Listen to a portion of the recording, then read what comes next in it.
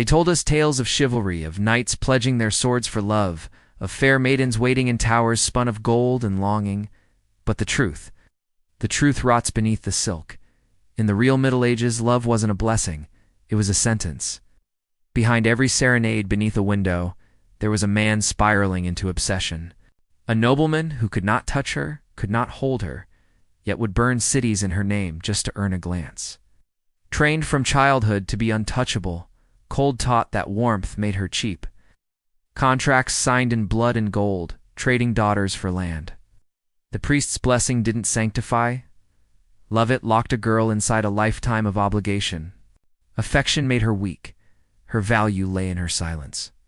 Her beauty was not hers to own, but theirs to win, display, discard. They called it courtly love. We call it emotional madness. Then God himself, they said, would punish her womb. To a place where desire was disease and love was just another war. And she smiled through a cage. These weren't love stories. They were rituals of torment. Weddings arranged before a girl bled for the first time. Only thrones, treaties. And the illusion of romance sharpened like a blade. And should she dare to feel, to want. This was not a time for hearts. So let us go back not to the fairy tale, but to the fever dream.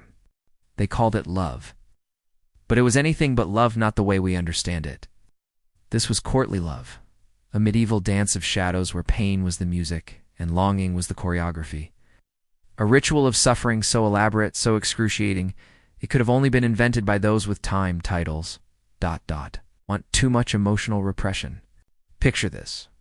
A knight in gleaming armor, battle-hardened, scarred, kneeling before a woman he cannot touch. She is above him not just in status, but in every way that matters. He sings for her, he bleeds for her, he waits, sometimes for decades, until she'll need only look away. That cold silence, that distant nod, those were the instruments of her power. She could undo a man with a glance. Or worse, gift him a half-smile that would haunt him for years. This wasn't romance. It was theater. It was warfare without swords. These knights turned their agony into performance. They composed verses not to win her heart, but to display their own, to prove they were noble, not by conquering, but by enduring. And the more they were rejected, the more holy their suffering became. In a perverse twist of logic, her silence became his salvation. If she ignored him, he must suffer deeper. If she mocked him, his pain must be purer. And if she loved him back, the illusion shattered, because real love wasn't the point. Longing was, absence was sacred, desire was only beautiful when denied. Modern ears may find this absurd. But let me ask you, have you never loved someone from afar? Fantasized about a life with someone you barely know? Agonized over a seen message with no reply? We haven't escaped courtly love. We've just digitized it. Back then, a knight might write a sonnet with his blood. Today, we write passive-aggressive tweets at 2 a.m., then delete them, and post again.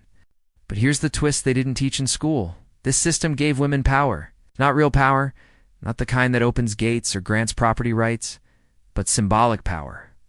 For a moment, she wasn't someone's wife or someone's daughter. She was a goddess. The entire social theater revolved around her cold restraint. She didn't need to do anything. She simply was. And that was enough to set men on fire. Of course, this too was a trap, because her value depended on being untouchable. She returned the knight's love. If she kissed him, took his hand, whispered that she too was lonely, she became human. And humans, in this twisted fantasy, had no place. Make no mistake, this was not feminism. This was not freedom. This was emotional warfare dressed as poetry. And yet it worked. Men starved for affection called it nobility. Women locked in castles called it virtue. And the world hungry for stories more than truth ate it up. So here lies the cruel brilliance of courtly love. It gave purpose to pain. To suffer well was to live well. To be ignored was proof of your soul's depth. To love without hope that was holy. A knight's life was not measured in victories or lands.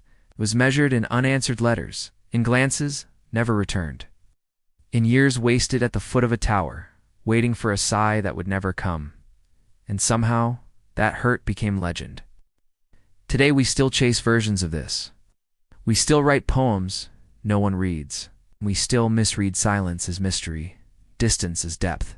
We think if we suffer hard enough, long enough, that person will see us, that they'll turn around and say, "I was testing you, and you passed." But life doesn't reward silent pain, forgets it. In courtly love, it wasn't love at all. It was obsession, institutionalized. A beautiful lie told in velvet halls, echoing still in the corners of our inboxes and our broken hearts. This is where the story turns darker. Not with war, not with plague, but with something far more intimate, far more feared: pleasure. In the medieval world, beneath the stone arches of cathedrals, and within the minds of trembling confessors, there bloomed a dangerous idea, that joy, especially joy of the flesh, was a threat to the soul. And the closer it came to pleasure, the closer it came to hell. Even within marriage, Evan, under God's blessing, sex was suspect. A necessary evil, a duty, a shadowed ritual to produce heirs, but not to be enjoyed. Oh no, enjoyment made it sinful. Imagine a young bride, no more than 16, dressed in layers of silk and expectation. Her wedding night arrives, not with laughter, not with curiosity, but with a prayer for restraint. Because even though the church allowed it, it did not celebrate it. Medieval theologians whispered of the devil stirring between bedsheets. They wrote sermons not on love, but on how not to love too much desire, too much affection. That was dangerous. Satan's smoke rising from your breath. The church counted days and restricted them. Roughly 325 days of the year, intimacy was forbidden. Not on Sundays. Not during Lent, not on feast days, not during Advent, not while fasting, not while pregnant, not while menstruating, not while nursing, not if a saint had died recently. If you add it all up, what remains is a narrow sliver of timer on 40 days per year, when sex was acceptable. But even then, it came wrapped in guilt.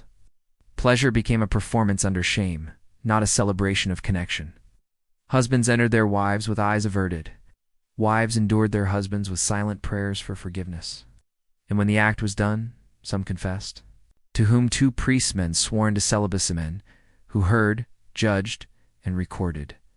Intimacy became something to be endured, then repented, and women bore the brunt of suspicion.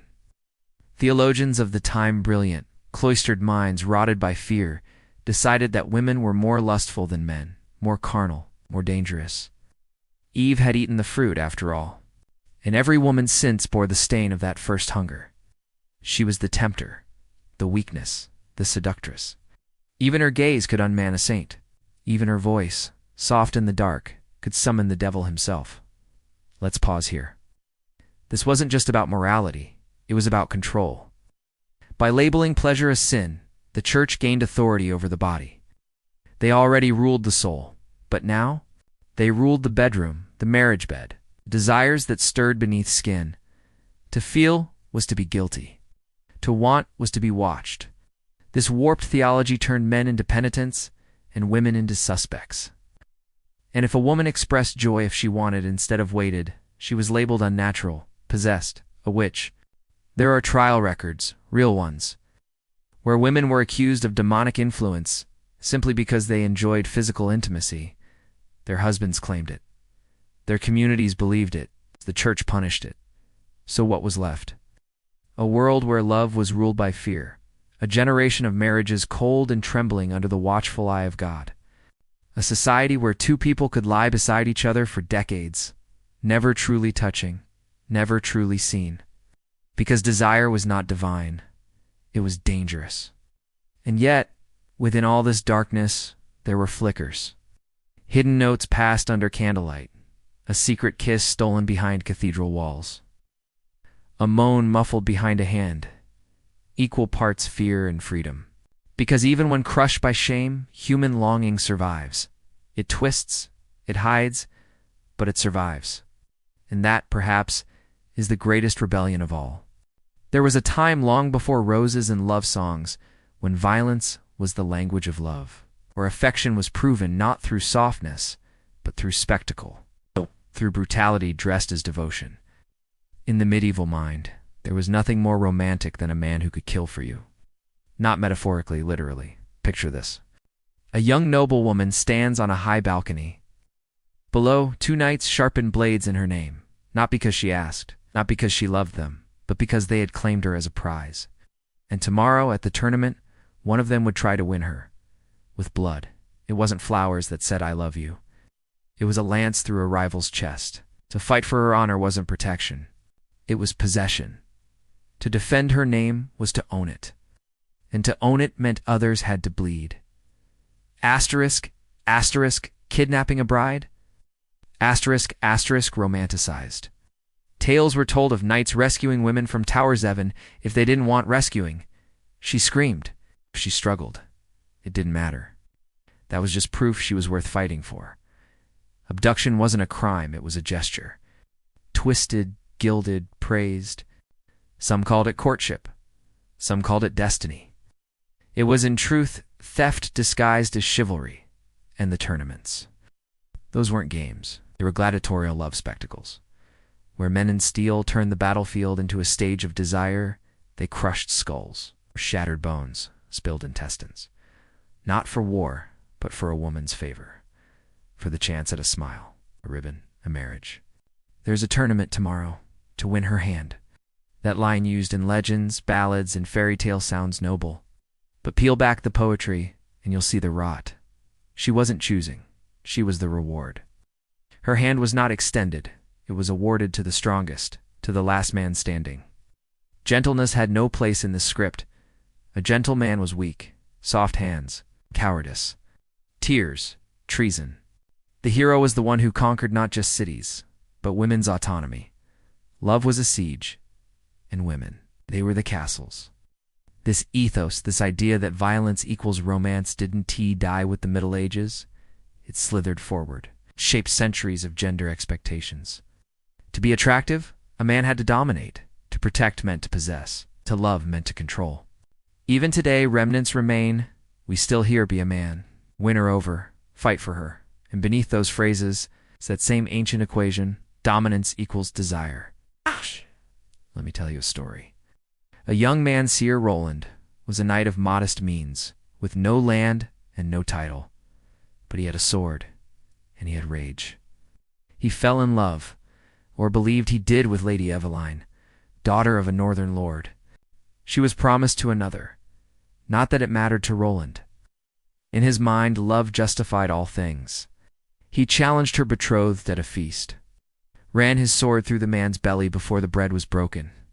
There was a time long before roses and love songs when violence was the language of love, where affection was proven not through softness, but through spectacle, through brutality dressed as devotion. In the medieval mind, there was nothing more romantic than a man who could kill for you. Not metaphorically, literally. Picture this. A young noblewoman stands on a high balcony.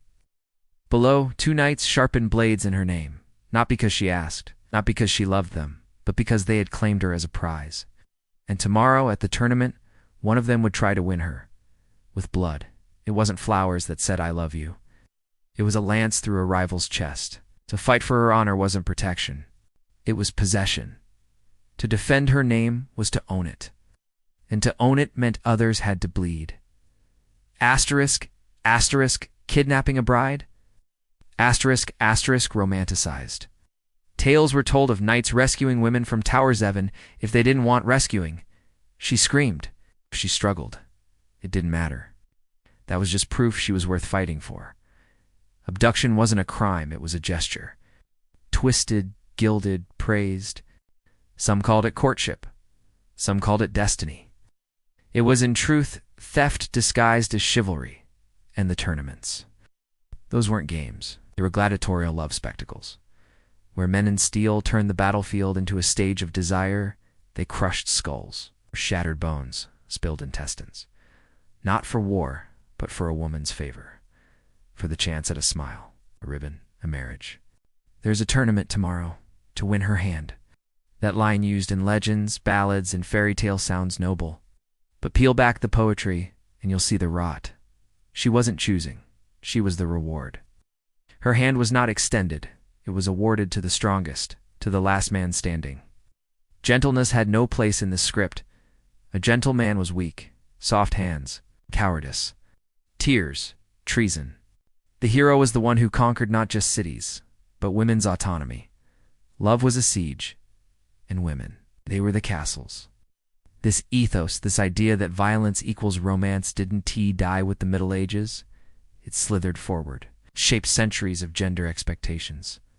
To be attractive, a man had to dominate. To protect meant to possess. To love meant to control. Even today, remnants remain. We still hear "be a man," "win her over," "fight for her." And beneath those phrases is that same ancient equation: dominance equals desire. Let me tell you a story. A young man, Seer Roland, was a knight of modest means, with no land and no title. But he had a sword, and he had rage.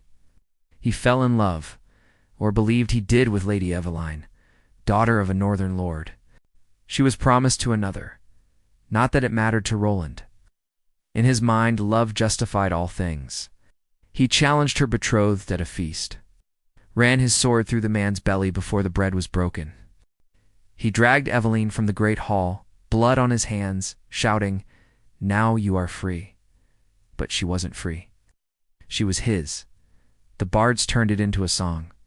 The church forgave him. And Eveline, she lived her life in silence. Her story wasn't sung, only his. Violence, you see, became the proof of passion. If he didn't fight for her, did he really love her? If he didn't destroy something, how could his feelings be real? And that distortion, that confusion of love with conquest, it still haunts us. We mistake jealousy for care, control for commitment, obsession for romance. We tell women they should be flattered by aggression, and tell men that gentleness is failure. But the truth, love that demands. Blood is not love, it is legacy, rotten, inherited, and still, too often, unchallenged. The medieval knight didn't bring flowers, he brought war. We've been bleeding from that confusion ever since. In the medieval world, a woman was not a person. She was a promise, a prize, a possession. And behind every veil, every wedding ring, every gilded dowry, there was a contract, not a choice. When we hear the word dowry, we imagine trinkets, gold, perhaps a chest of linens. But in truth, the dowry was a receipt. It said, "Asterisk, this woman has been transferred. This transaction is complete. Asterisk, she came with land, livestock, or coins. She came with expectations, and she left with nothing. Because the moment she married, she vanished. Legally, socially, spiritually, she could not sue. She could not testify. She could not inherit without male permission. And in most cases, she couldn't even speak in court, because her voice was considered unreliable. She was invisible by law, silent by tradition, and owned by design. Adultery wasn't just a betrayal, it was theft. If a woman strayed, it wasn't her soul that was lost. It was her value. Her body was no longer exclusive. Her owner had been robbed. A lover didn't just dishonor a marriage, he violated property rights. The offended husband could demand punishment, a fine, a duel, even death. Not because he had been heartbroken, but because his assets had been compromised. It's hard to overstate how systemic this was. Even medieval literature, supposedly romantic, poetic, noble, reveals a horror that modern ears struggle to hear. There are texts that instruct noblemen on how to capture enemy women during raids. Not kill, not ransom, capture. And these instructions weren't written in secrecy. They were written as strategy. A noble knight, returning from battle with a bloodied sword and a trembling girl in tow, was praised, not just for bravery, but for masculinity, gallantry. The logic was grotesque, but clear. If I conquer your land, I conquer your women. Asterisk, if I conquer your women, I humiliate your bloodline. If I humiliate your bloodline, I win. Asterisk. And what did they expect from these women? Gratitude. Yes, gratitude. There are letters, real ones, where captured women are encouraged to grow fond of their captors, where priests advise them to see this new opportunity as a blessing, as if abduction were a twisted form of divine matchmaking. It was in every way a medieval bad romance reality show. Only no one was voted off the island. They were sold, gifted, or quietly disappeared. Let me tell you the story of Adelise. She was the daughter of a minor lord in the Eastern Hills, known for her quiet demeanor and haunting songs. During a border raid, her village was torched. The church where she prayed turned to ash. Her father was executed, and Adelise was spared. Not out of mercy, out of symbolism. The invader, a nobleman named Sir Marius, claimed her as his bride. She was never asked. They called it a union. She called it silence. For years she lived in his manor, childless, expressionless. He paraded her at feasts like a trophy. When she sang, people wept, not because of beauty, but because every note sounded like captivity. When she died, they buried her beside him. She never bore his name, only his shame. And yet her story was not unique, it was standard. A woman didn't belong to herself. She belonged to her father, then her husband. And if she was unlucky enough to survive them both, the church took her in, not as a person, but as a penitent. This idea that a woman is property has echoes. It still rattles in courtrooms, in customs, in language. We still say she was taken. She gave herself. She was ruined. Ruined, as if her body were a house, as if her worth could be devalued by touch. But the truth is this. In the medieval world, a woman's worth was never hers to begin with. It was estimated, negotiated, branded, in history. History wrote her down not as a life, but as a line item.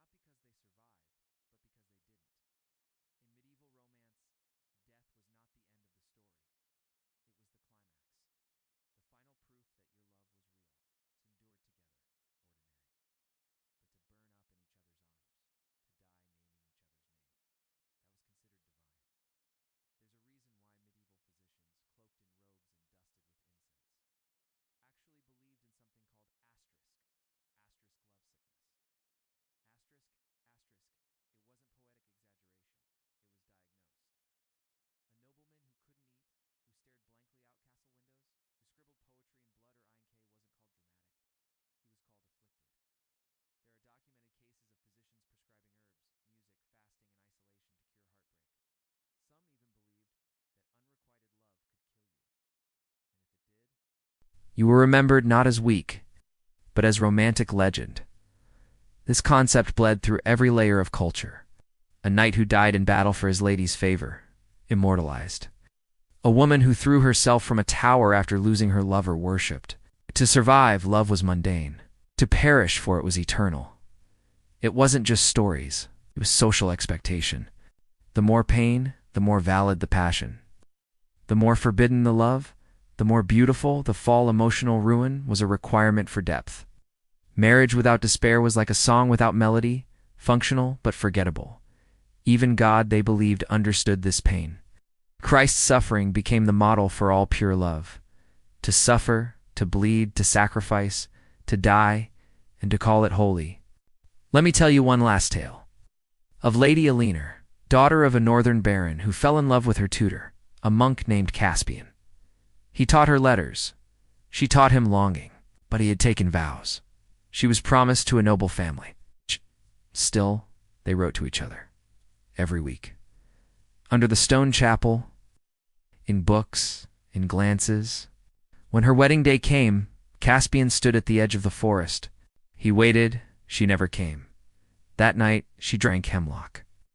He followed her hours later. They were buried in unmarked graves, far apart. But years later, their letters were found. Bound together, wrapped in linen, still carrying the scent of ink and despair. The villagers called it foolishness. But the bards called it romance, because they died for love. And to die for love was to win. Love was terminal, not a journey, a diagnosis. And in the medieval mind, if your heart didn't break you, was it even love at all? We like to believe we've evolved. That modern love swiped, matched, texted is a clean break from the past. No more dowries, no more abductions dressed as romance. No more church-sanctioned shame. But look a little closer, and you'll see echoes. Dark silhouettes of medieval scripts lurking beneath Tinder bios and breakup songs. Because history doesn't vanish. It rebrands. Let's start with the suffering male artist.